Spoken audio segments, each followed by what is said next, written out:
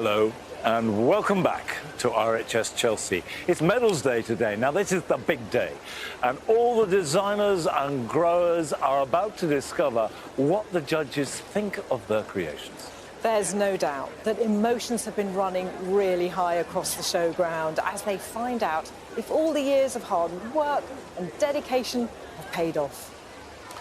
I think the one thing one has to remember, that it doesn't matter what medal they get, what type of garden or stand it is, people have no idea how much work has gone in.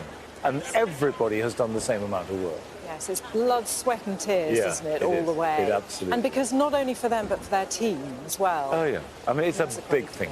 Well, across the next hour, we'll be sharing the standout moments from Medals Day, as well as exceptional garden design ideas and exquisite plants for your gardens.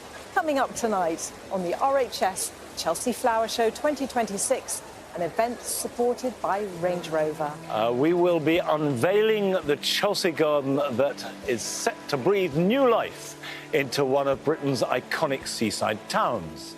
Adam will be getting back to basics with some clever design ideas to transform your garden.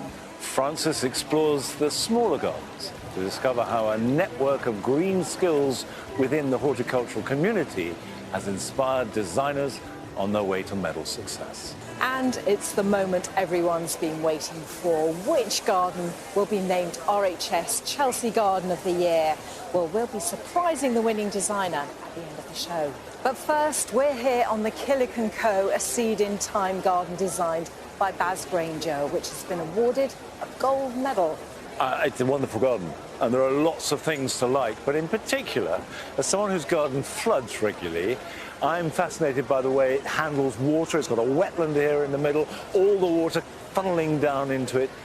Really interesting dealing with a growing problem. Yeah, it's a clever garden. I like this brutalist architecture. Made out of straw, isn't it? Made out of straw and clay. Brilliant. Very clever. Right. Time now to find out how the other designers on Main Avenue fared. Here are the all-important medal results from the large show gardens. It's been another strong year at RHS Chelsea with 5 golds on Main Avenue. First to be awarded a gold is the Tate Britain garden designed by Tom Stewart Smith. It's a showcase for the forthcoming Claw Garden at Tate Britain, and clearly it impressed the judges. Also winning gold is the Lady Garden Foundation Silent No More, designed by Darren Hawkes. It's a conceptual, bold and imaginative garden, raising awareness about gynecological cancers. Winning gold is a huge accolade, but I think just being at the show is actually what we all come here for. Returning to Main Avenue for the second time is Kazuyuki Ishihara, renowned for his exquisite Japanese planting. This year, he was awarded a silver gilt for his Tokonama garden. The designer Angus Thompson has created the breathing space garden for the charity Asthma and Lung UK, an ambitious design that encourages all to stop and take a breath. And this was awarded a silver medal.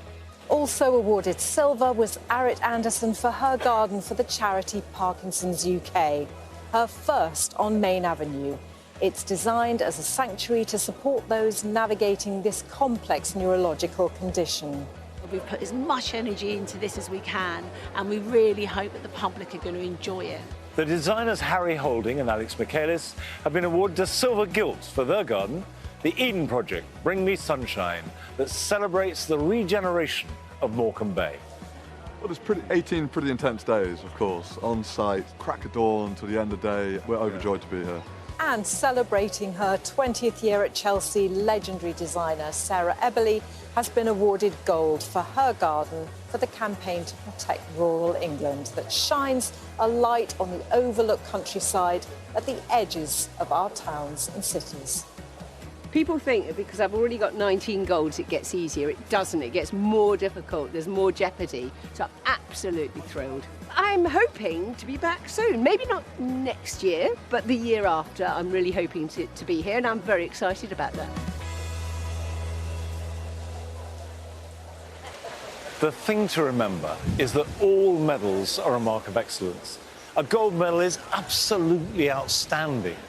And all the other medals are a recognition that these are special. They don't have to give any medals to the gardens. We take it for granted, but nothing here should be taken for granted. All of them are really superb, and I think especially so this year. And this gold medal garden is the Children's Society Garden, designed by Patrick Clark, who is making his debut on Main Avenue this year.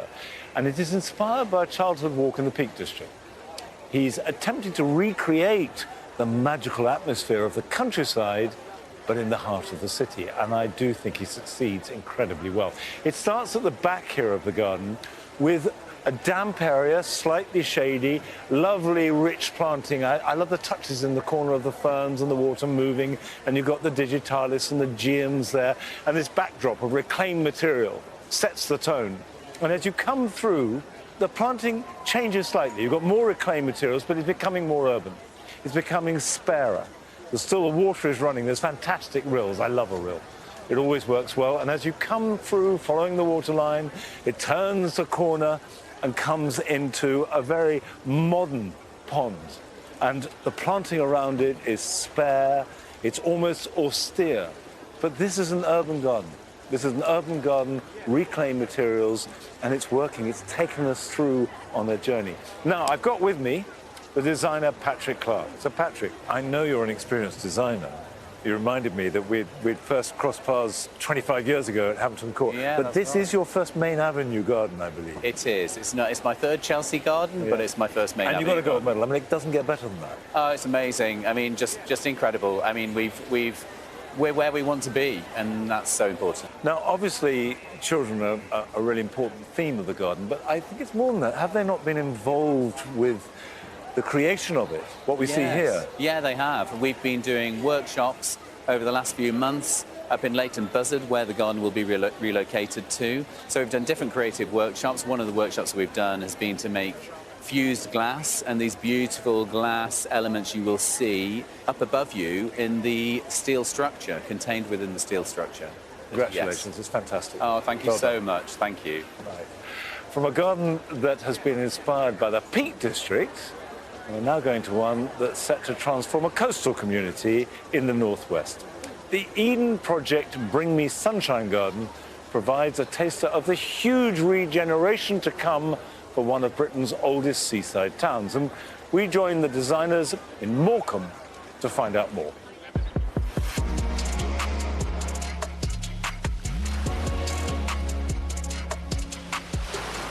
I'm garden designer Harry Holding. And I'm architect Alex Michaelis. We're co-designers of the Eden Project Bring Me Sunshine Garden for this year's RHS Chelsea Flower Show. And ultimately that's named after Morecambe's son, Eric Morecambe, who would have been 100 years this year. So this is going to be my third Chelsea garden, and yeah, it's the biggest yet, so I'm really excited to be getting back there. This is my first garden, and I'm looking forward to the madness. The inspiration for this garden really is all about trying to engage and educate young adults in horticulture. So we're trying to look to the local landscape, which is a really inspiring place, to all the different plants that are growing here locally, and also the plants that might be growing here in the future as well. Chelsea is the first stop on the journey for this garden, and afterwards we're going to be rebuilding it here at the new Eden Project Morecambe, right on the coast. And right now is really an unloved space, and we're going to be creating a 1.6 acre public realm community garden. This coastal meadow is just going to be thousands of metres squared of it. I mean, we have something like 30,000 plants coming into this spot alone. We're going to have dye plants, medicinal plants, perennial foods, showcasing what can you do in a really elemental coastal location like this. But ultimately here, you know, it is making it show garden size. Every single element in the garden will find its home here when we move it to Morecambe. So we're bringing the seaside into the design in the structures, and they are based on mussel shells with solar panels on top to power various elements of the garden. And we're using lots of things that are going to challenge us, like clamcrete, which is this sort of concrete mix using shells mixed into the concrete. So the concrete use in it is very small, but we have the legs of the structure made in this. The challenges of working in this location, it's very harsh conditions. So Harry's challenge is really to make sure that the garden looks fantastic all year round, using the right plants. Our challenge is to work with structures that can also be used by the community all year round and not be destroyed by the conditions. So challenges here with the garden is the fact that it is public park and it's a community garden. So it's really important to bring the community into that process so that there is that ownership and that care and love of it. But then also, you know, it needs to service as this place that's going to take millions of visitors through this beautiful garden to enter into Eden. And over the past 2 years, we've been doing loads of amazing workshops. By bringing this new garden here, it's the first sort of little green shoots of hope and positivity and pride back to Morecambe. So in our process of engaging with 20 different community groups over all of Morecambe Bay, everybody just kept saying you need to speak to Yak. Yak, you're clearly the man to bring in to help us connect to the community here. And I mean, tell me about your journey in Morecambe. You know, having grown up here and certainly being a youth and community worker for the last 30 years, I was absolutely committed to supporting you because I know, you know, what kind of projects like this can do to transform young people's lives. Over the last decade or so, we've seen real decline in opportunities. I mean, I'm excited by the prospect of Eden being built. Let's cut ourselves to 10 years' time. What does Morecambe look like to you? I mean, if you look at the beauty, looking over the bay, and just see how stunning that is, you know, the idea is that if we could turn that 180 and see the town replicate the beauty of that bay, that would be an amazing achievement, you know, seeing the town prosperous. And more importantly, making sure that we have so many opportunities for young people and the wider community. So we've done a whole host of different workshops, and then ultimately, hopefully those skills will empower some young people to get jobs here at Eden and work in green industries locally. I mean, Green Fingers is a real hub for the community, and it's got a strong connection to Eden, and it's a place where a lot of social prescribing and horticulture therapy happens, so it's a perfect venue for us to do some horticulture skill development. Right, so we're going to be planting out these whips, and these are Populus tremula, which is a type of poplar. So this is a plant that can take quite a lot of wind and will really start to create that, what is called a shelter belt, and that will just help to buffer the wind as it comes through, where we're then going to be growing our productive plants, our kind of coastal orchard, and all these different species in that kind of growing zone in the community hub. It's a really special opportunity to be doing workshops over the past couple of years with lots of different people from Morecambe, and an amazing group of young adults here who are inspiring to sort of get into those green industries, develop skills in horticulture, and I think it's just been an amazing journey we've all been on together. I think the Eden project will bring more job opportunities and more visitors to the area. Most people I've spoken to are very keen on local involvement. I hope it does improve Morecambe, bring a bit of life back to a bit of a ghost town, really. Gives me general hope for the future. It's exciting to be planting trees and making it happen. And this spot right here is just such a beautiful spot right by the coast. Incredible ecology and incredible communities. That's what this garden's all about, tapping into. What we hope from bringing this garden from Chelsea is a legacy, but also the community feel that it's theirs. And ultimately, Eden's all about regeneration. This is coming to Morecambe here, and I think, if anything, the successes of Cornwall will show that this place is going to feel very different in a few years' time. And what a truly uplifting space this is. Look, your eye is carried right up through this poplar tree with the leaves just sort of sparkling in the wind. Beautiful. And then the contrast of the stillness of this water and this extraordinary structure right in the centre. I must say, Alex and Harry, you have made an amazing garden, and you've won a Silver Gilt medal, which is fantastic. How was the whole process of bringing it to Chelsea? I mean, it's quite a ride, as you well know, an absolute roller coaster, but incredible to be here with such an amazing array of different teams, experts in their fields, and landscape associates leading the build. And it's 18 very full-on days, but incredible process. Yeah, and you're here, and it's all been worth it. Tell me a bit about this clamcrete, because I think that's really interesting, combining the shell with the concrete. So, I mean, yes, the clamcrete we've used on the floors and on each of these sections here. And it's a mixing clams from Morecambe region with very low-carbon concrete mix. And it's a very effective way of building in different areas in the country with different aggregates rather than pure cement, which is really not that great. And of course, Morecambe is the sort of the other character in this garden, isn't it? Because it's so specific to that place. Yeah, and everything here is from Morecambe in so many different ways. And as Alex says about the clamcrete, those waste products from the Morecambe seafood industry, the limestone boulders, even this polished table with that limestone. So ultimately, when it goes back to Morecambe, if it was just left for decades, it would just crumble back into the landscape that it came from. And this boundary quite literally brings the landscapes of Morecambe to life at Chelsea Flower Show, with a journey from the coastal scenes through to the more inland rocky scenes created by the artist Finbar Ward in collaboration with the young adults that we've been working with. So wonderful. Beautiful to see it here. And of course it's going to live on in Morecambe. Yeah. So a great future ahead of it. I mean, the most extraordinary garden. I hope we're going to see you on Main Avenue again. Well, over in the Great Pavilion, the growers are also celebrating phenomenal medal successes with over 60 golds being handed out this morning. But as Carol knows only too well, to achieve the highest horticultural accolade, the devil really is in the detail.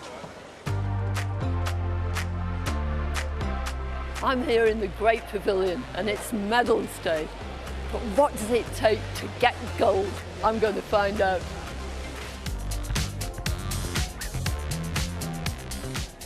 Well, Miles, huge congratulations. Thank you. A gold, brilliant. It's my 4th Chelsea. I got silver in the first year, 2 silver gilts, and this year gold. This is a really interesting display, but you're not in the usual category, the Floral range, are you?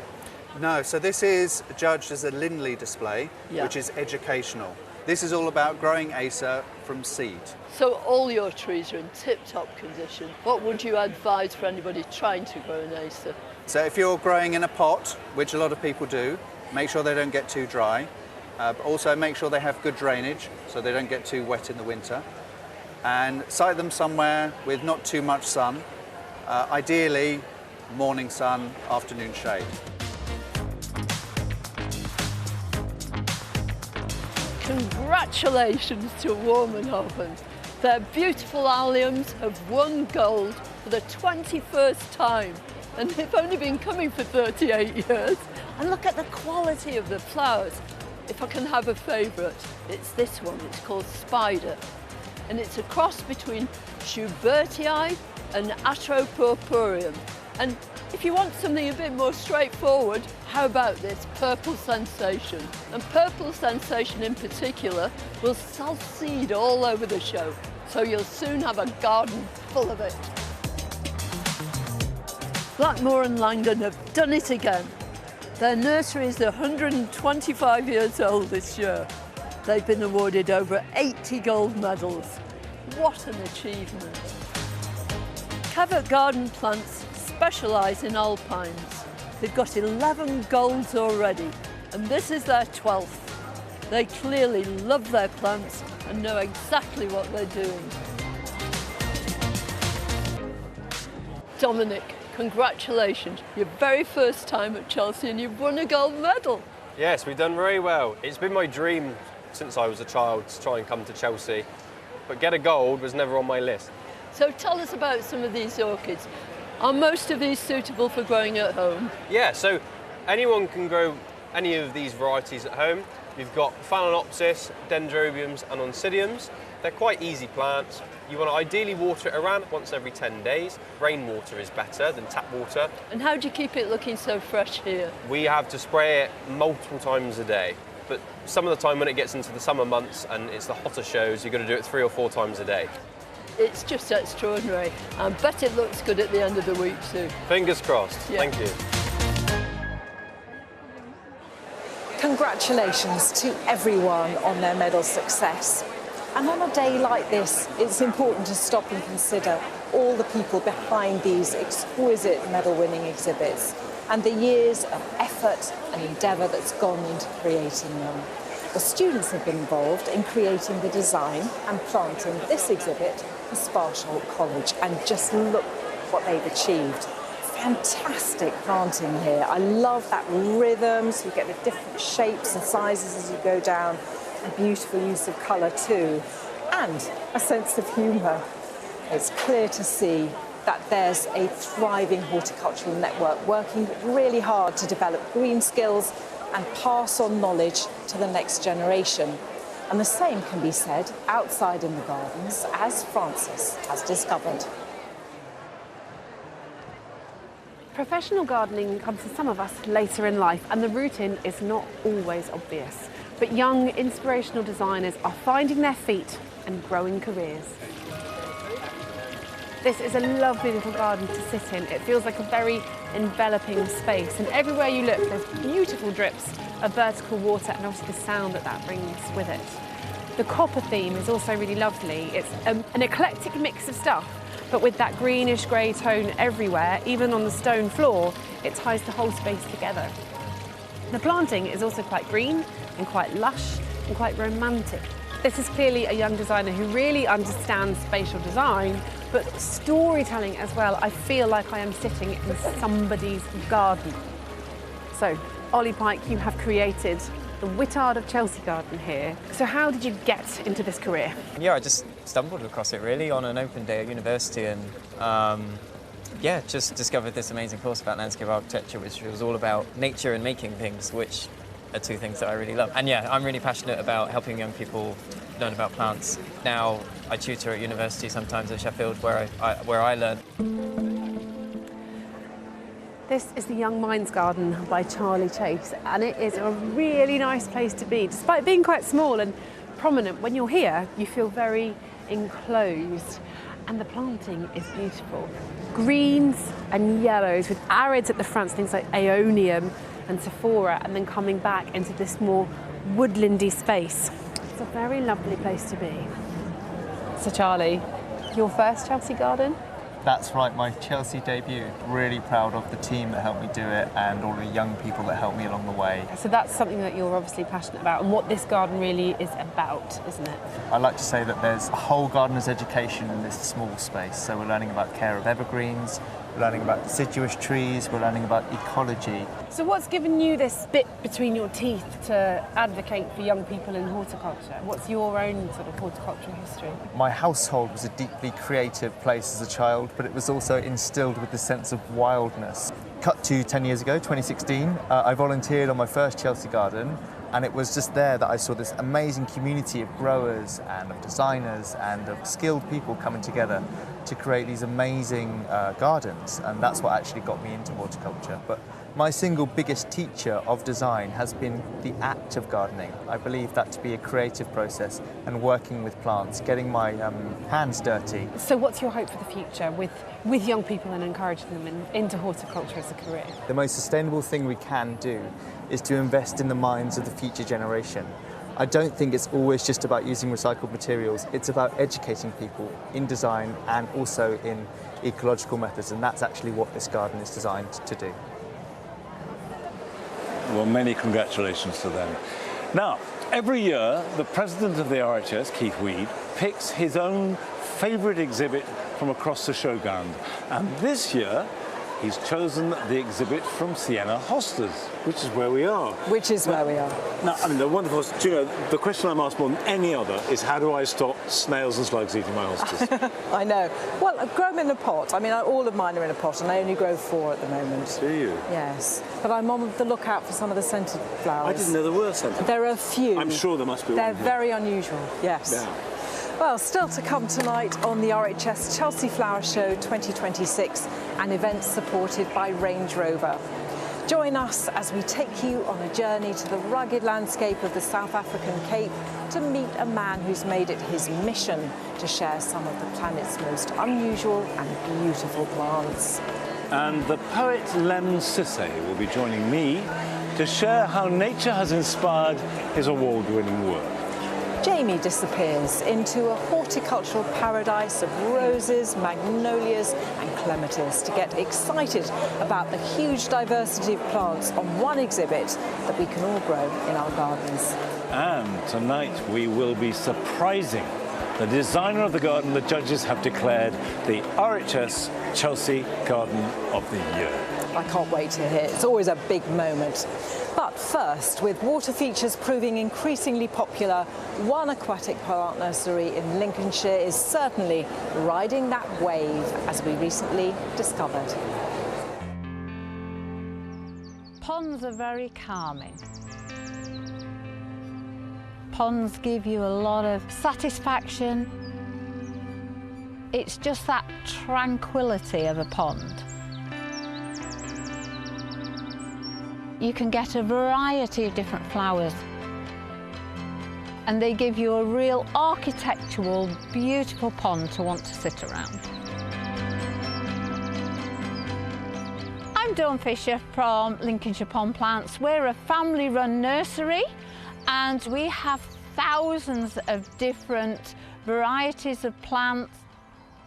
So we get the oxygenators. They generally live below the surface, and they're keeping your water clean underneath. You've got your marginal plants. They're really good at hiding the edges of your pond. They allow things to climb in and to climb out, but they also look stunning. And you've got your rafting type plants. So your rafting plants are ideal for your frogs and your newts. The rise in popularity in ponds has meant that we've had to increase our business size. We were originally in smaller polytunnels, but now we've gone to purpose-built greenhouses. So this is greenhouse 6. This is the 6th one of our glass house rooms. So it's a mixture of native and non-native plants in here. Here we have Menianthus trifoliata. This is a rafting plant, and it's also known as a bog bean, which is a cute name. It is native, but it has the most amazing fringed flower on top of it. They are absolutely stunning. Irises are really good at filtration, and this is a native iris, and it's called an Iris pseudochorus, a yellow flag iris. It goes into your pond. It can cope with about 20 centimetres of water over the top of the pot. It is an emergent plant, so if you're trying to encourage dragonflies, they need something tall and emergent to come out of the water, and it produces a flower, and then when that dies you get a second one after that.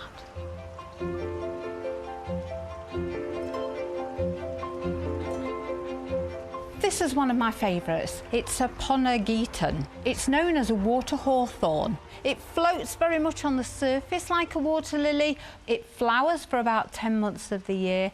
It has these stunning flowers, and they're white with these beautiful little black stamens in the middle. And if we had smelly vision, it smells absolutely beautiful. The Cyprus papyrus King Tut is absolutely perfect. The beauty of these is if you want a statement plant and you want to see something completely different to what anybody else is going to have in their pond, this is the plant to do it. With their lovely big pom-pom heads, they stand really tall. They can get even taller than this. The only way really to encourage more wildlife into your garden is by having water and pond plants. You're going to have all the natural predators coming into your garden. So you're going to have the birds, they're going to come and eat some of the insects. But you're also going to encourage the ladybirds that are going to eat all the aphids in your garden. You're encouraging the amphibians, they'll eat the slugs. So therefore we won't have to do any spraying anymore. So we're going to naturally keep our gardens completely healthy. You don't need a large garden to have a pond. You can create a pond in anything. Small containers, old sinks, pots that you put on a patio. Even in a small pot, you will still find that the wildlife will appear.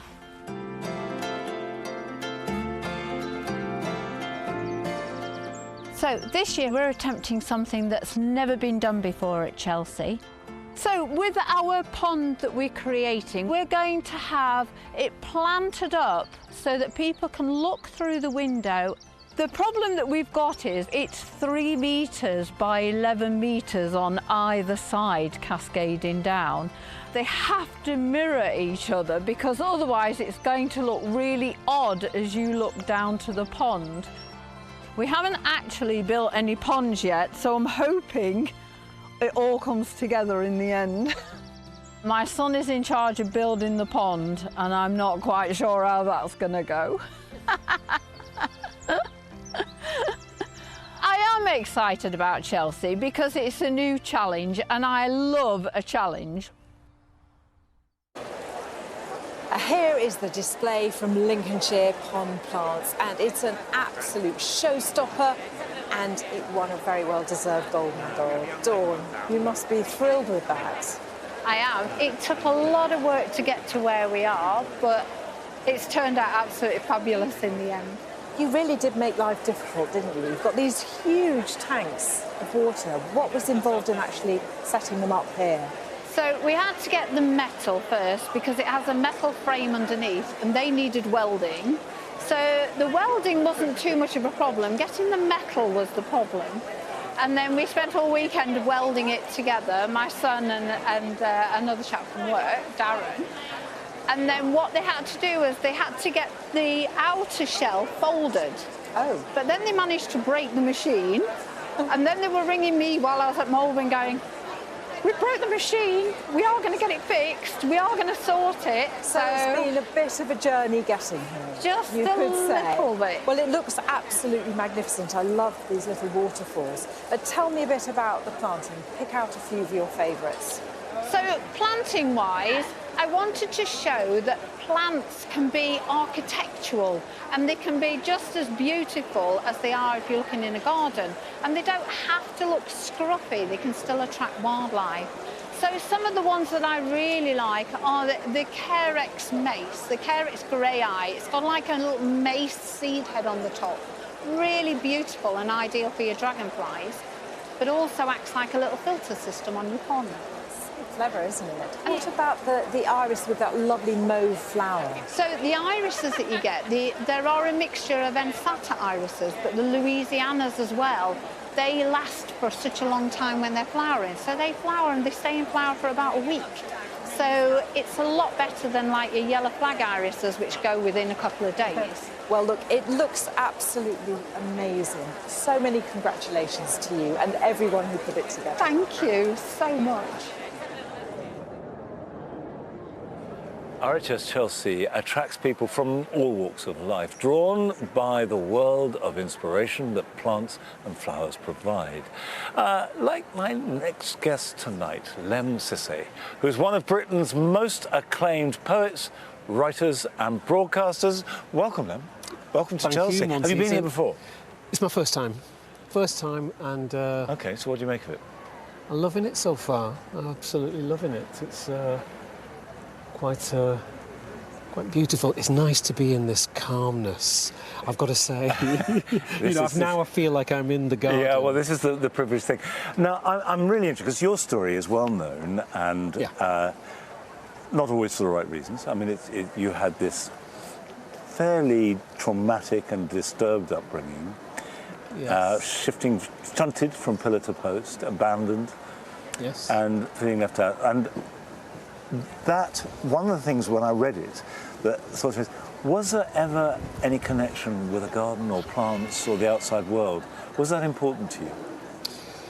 I was brought up, Monty, in Ashton in Makerfield, which is in the national news at the moment. Yeah. And across from our house, in my foster family, was the flower park, as we called it. And it's still there to this day. And in the front garden was a giant. It's just a postal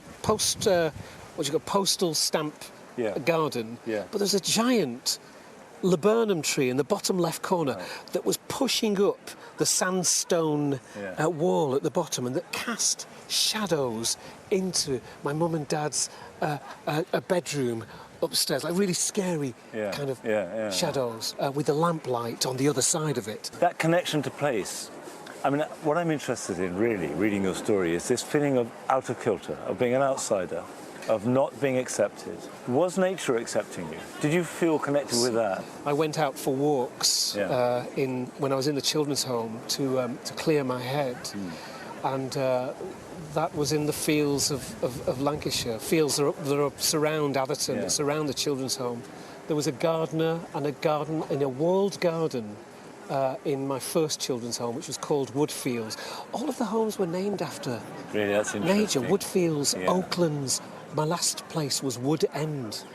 Are you a gardener now? I want to say that I am, and I know that I'm not. But you're not. No, I'm not. And you know, I'm here for ideas. Are you going to read us something?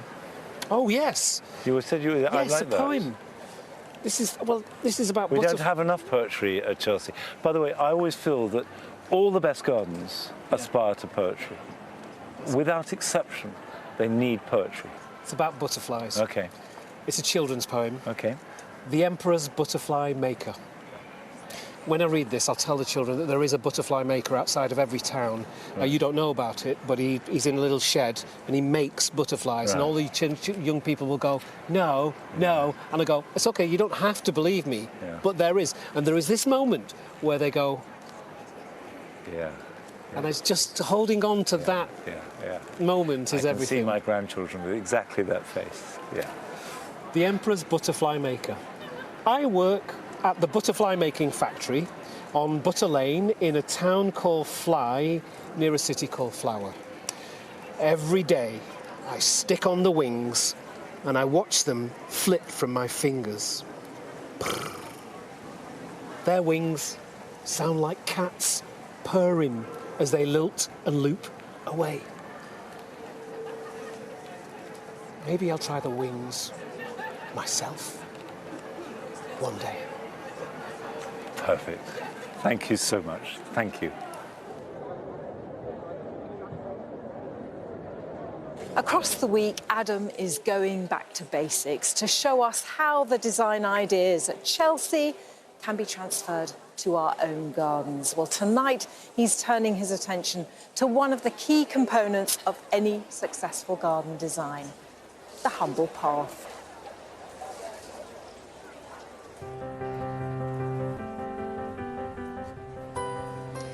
I think at times we can underestimate the importance of the garden path. So, let's set the scene. We're going for a walk. We arrive at the woods. There's no path. But we're going into the woods anyway. But where do our eyes go? Straight to the floor, because we're worried about where the next step is. We have a lovely day, but we go home. We go back the following day, but I've laid a path all the way through the woods. What happens? Your head comes up, you start to engage with what's around you. You enjoy the space a lot more. Right, now, we're off for a walk.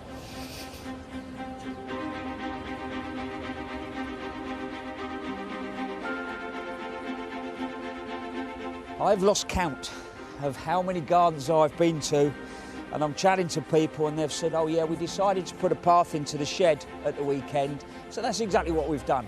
Bang! There's a path to the shed. We need to work out why we're adding paths to our gardens. Yeah, it might be to the shed. Is it a path that's going to be used every day? Very, very occasionally. Because all of those decisions affect that final design. So now we've made some decisions, we're really starting to design. What I would say, don't just go out and buy the materials. Get it on a piece of paper, you know, measure up your garden, start drawing lines. I mean, this is wonderful, all right? So there's a big, strong path, bang, all the way through. Those sets, they drive the eye. But at the end, there's a beautiful acer that becomes a focal point. You're not looking straight away at the shed. You imagine every single day I'm walking along this path. I have to engage this beautiful pine, maybe a seat. Just a moment to pause, you know? See? Paths are important. Next thing is to work out how you want your path to feel. You'll have those really strong, driven lines, or like this, soft, flowy movement. And then how wide? The wider the path, the more comfortable you're walking down, arm in arm. You just bring that path in it becomes thinner, you create a moment of tension, it slows that movement.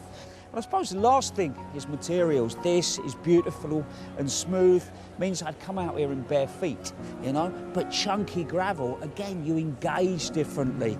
It slows that movement. So there you go. Hopefully, if you fancy creating a new path this weekend, you've got a few more ideas. Now it's time to head to South Africa's Cape region to find out how one exhibitor goes to extraordinary lengths to bring a slice of his beautiful homeland to this corner of SW3.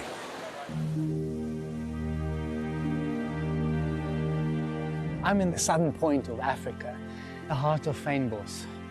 And here we have a floral kingdom that's unique to anywhere else in the world. There's so much color, there's so much detail and textures in this landscape. Special plants, an enormous biodiversity of so many species, and this is my playground. I'm Leon Kluger, and I'm an international landscape designer, botanist, plant lover, and I'm going to take this splendor that we have here 6,000 miles to the center of London for the world to see.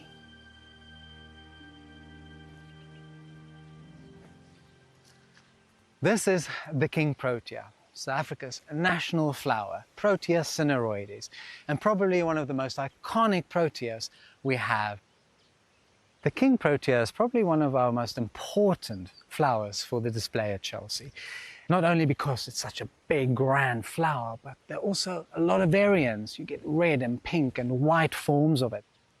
So as beautiful as this king protea flower is, we do not pick any of these wildflowers for our display at Chelsea. So she can stay here in the wild, and hopefully a seed will be germinating in the years to come. So this is quite exciting. It's very early in the season, so it's unexpected to see this protea in flower already, and it's called Protea repens. It is full of sugar.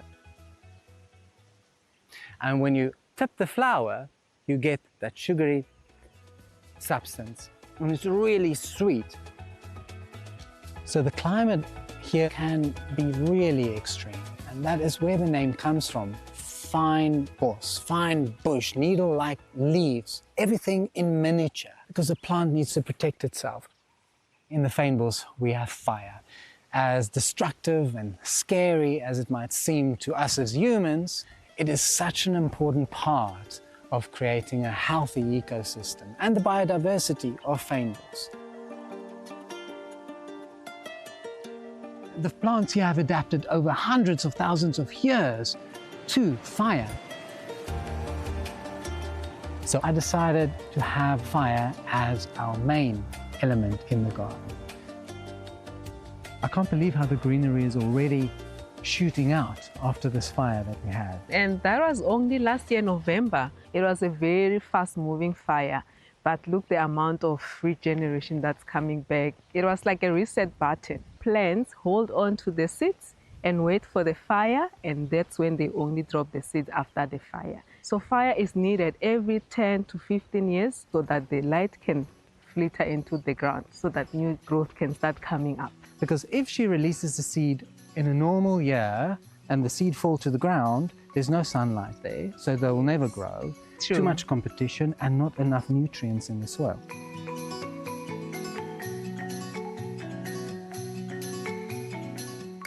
Isn't this gorgeous? That is what's so amazing about restios here in the Cape.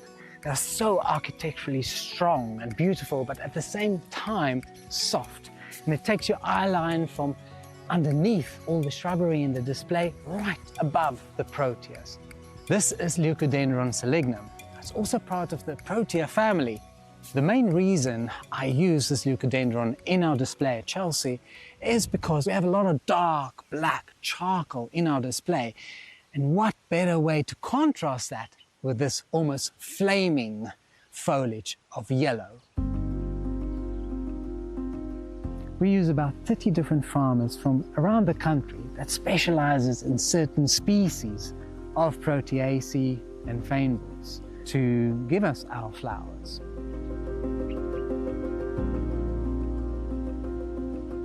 I'm in the Franschhoek Valley here in the Cape, and currently I'm on a farm called Glenwood. They specialize in a very famous fynbos species, and it's this. This is called Cerurea florida, or commonly known as the blushing bride. So the buds of the flowers are just starting to unhinge, and that's the signal that we need to harvest it now. Immediately, all of these stems will be packed in boxes. There's about 400 Cerureas in a box, and this year we're going to need about 10 boxes, and then they will go into between 2 and 4 degrees, all the way from the farm right through to when I open the box in London.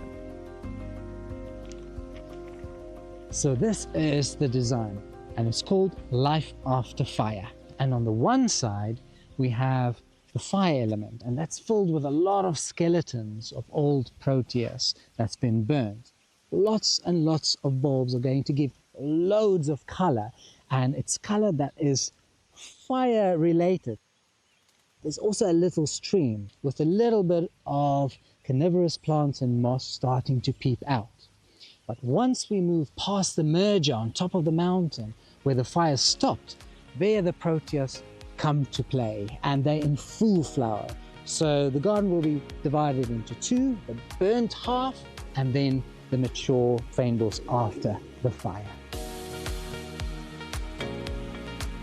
I want to showcase the world our floral kingdom, because for one time only in a year, nowhere else will you see such an explosion of Proteaceae and fynbos than at the show.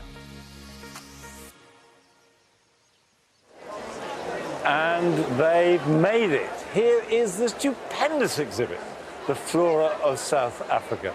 Leon, apart from anything else, apart from the beauty of the plants and the extraordinary range, it's such a feat to put this together. Was it a major operation? We kind of pulled the boat out, yeah. Right. Yeah, it was logistically a little bit tricky because all the flowers are flown in from South Africa over here. And with all the logistical issues with the planes these days and flight cancellations, we almost weren't here. Really? Yeah, so luckily we made it just in time.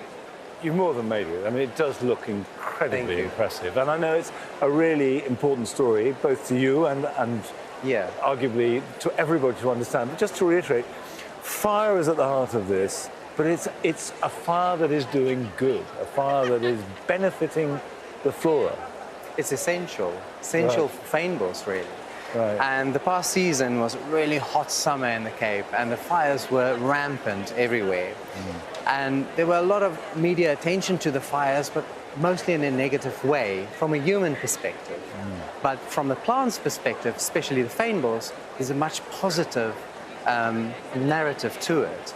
And it's essential for the fynbos to have a fire, a cyclical fire, like every 15 years, to go through the landscape so that it's kind of a button to reset the landscape. Well, I've been to the fynbos and I have seen it after fire, and I have to say it didn't look quite as floriferous as this. You've condensed it down. Yes, I have. But, you know, if you look closely and you sit down on the sand, you see so many different species. How many flowers are on the display? About 15,000. 15,000. Yeah. Well, you won a gold medal. I did. And the best exhibit in the Great Pavilion. That's so special. You couldn't have done better. Yeah, and my heart's still beating hard. Well, congratulations. So Thank well you so done. much. And thank you so much for sharing it all with us. It's a pleasure. Now, whilst we would struggle to grow many of these plants here on the display in the UK, although surprisingly quite a few, Jamie has been to discover a huge floral exhibit packed with plants and flowers that you would be likely to find in any garden centre that you visit over the bank holiday weekend.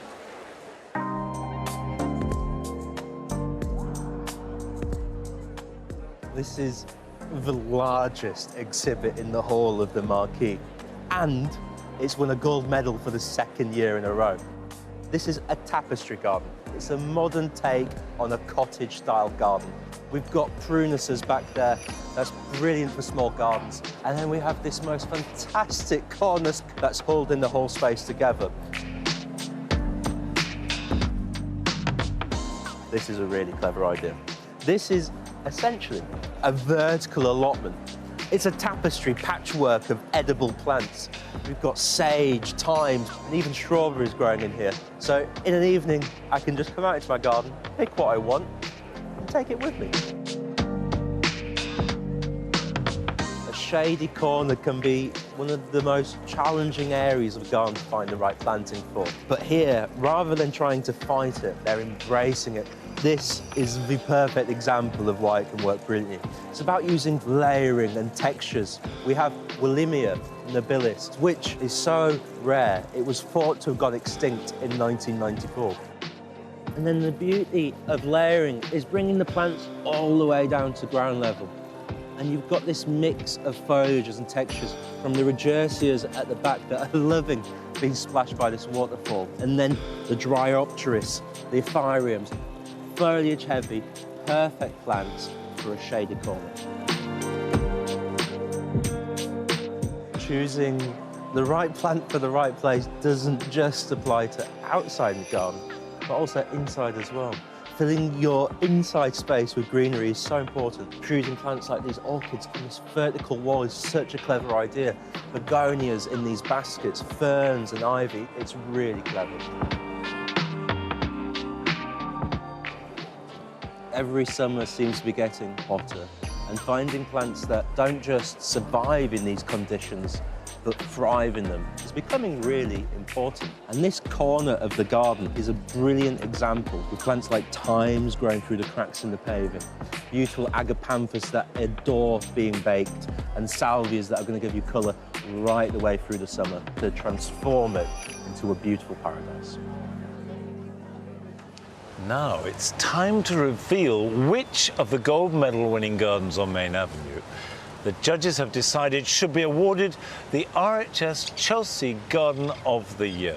And we wanted the award to be a complete surprise for the winner. So we went undercover and engaged in some subterfuge, didn't we, Monty? Yeah, well, we did. My job was to distract the winner and make them feel they were having a normal interview with me about getting a gold medal, and why not? And meanwhile, I was backstage with the RHS Director General, Claire Matteson. And here's the moment we surprised the winner. Sarah, many congratulations. Thank you. Another gold medal. Now this still makes you the sort of greatest gold medal winner in the history of Chelsea. They still feel good?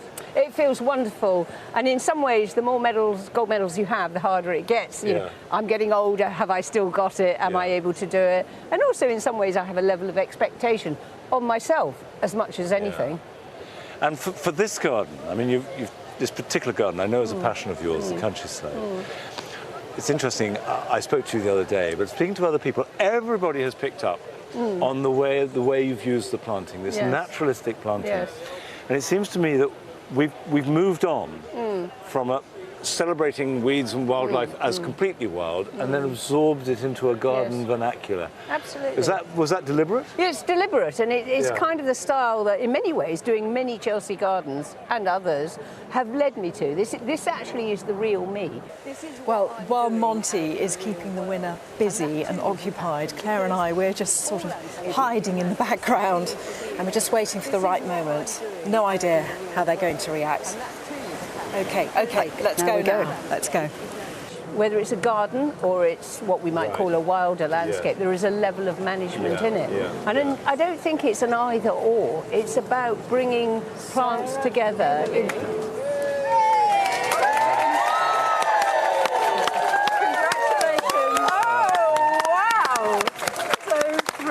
Thank you. Oh my goodness me. Can I give you a hug?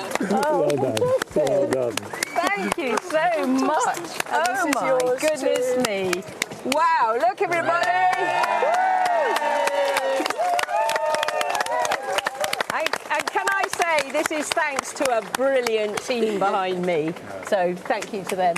I'm sorry for the deceit. Well, it seems it's worth it. I think it probably. Oh, wow, you completely fooled me there. And so, I mean, having won gold, having won best in the show, what do you think it turns out? I mean, Is it tricks of the trade? Is it the fact that you've been doing this so long that you now are a master and know how to do it? There's a mixture of all of that. You know, I'm a bit I'm experienced at it. I know about working with people. Working as a team is the key to success. Right. Bringing them on board. There's a lot that goes on behind the scenes, and it's knowing how to work with them. And people are as passionate as I am. But hey ho, I don't know. Good. Thank you. Thank you, Monty. Wow. It's such. Don't drop it. Don't drop it.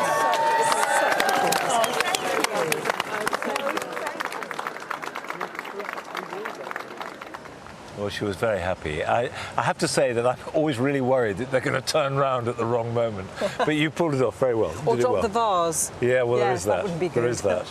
Right, well, we're going to answer some of your questions now. So, Monty, go ahead. Well, let me unlock this machine and see. Here we go. This is why we're gardeners. Yes, we're going to start. Fliss on Instagram have said, I have allium rust. At least I think that's what she says, because I've got my glasses off.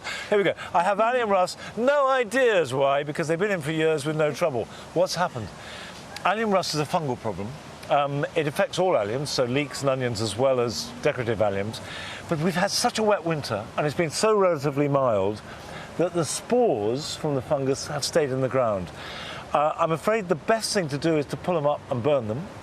But if they are decorative, you could just remove the leaves and burn those. Good advice. Yeah. Right, if you only had £20 to spend on seeds for a summer garden, what would you grow for the biggest impact? Well, £20 doesn't go as far as it used to, does it? No. I think I would do something that I tried last year, which was I sowed lots of different types of cosmos, just to see the different cultivars, how they were. And it was fantastic. Yeah. It was such a beautiful display. Really good one is the orange one, Polydor, and it's something people don't think of with cosmos, and I highly recommend. Give it a try. And yeah, they're a plant that keep on giving too. They're wonderful. Okay, I think time for one more. Pity, because we've got more than that. Bronwyn via Instagram says, what are the best tips for integrating edible plants into our garden or borders, or into planting? So it looks beautiful, low maintenance, and ticking every box. I like adding chard to borders, rainbow chard, yellow chard, Swiss chard, and climbing beans do really well. Yes. You know, they look good, they taste good. Broad beans look great too. Good flowers too. Yeah. So all that will work. Well, I'd love to answer more. We are actually running out of time, but please keep the questions coming in, and we will try and answer as many as we can.